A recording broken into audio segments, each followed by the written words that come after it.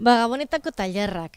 Ikastetxeak etortzen dira Gabonetako tailerrak egiteko, lehenengo egiten duguna da bizita gidatua museoan zehar, erakusketa aretoetan Gabonetako pasarteak ikusten dira, eta gero lanerako tailerra hasten da, hor egiten dituzte haiek beren artelanak. Orduan, lehenengoz ikusten dituzte beste artistek egindako artelanak, eta gero haiek izango dira artistak, eta egingo dute haiek bakoitzak bere irudia. Virginia, Errege Magoak, Jose Jauna, Artzainak, Animaliak, da guztiak.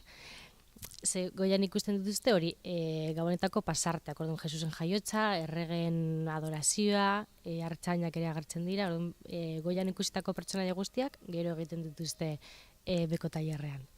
Batez ere irudia eramaten dutelako, poesi jaten dira beti bat.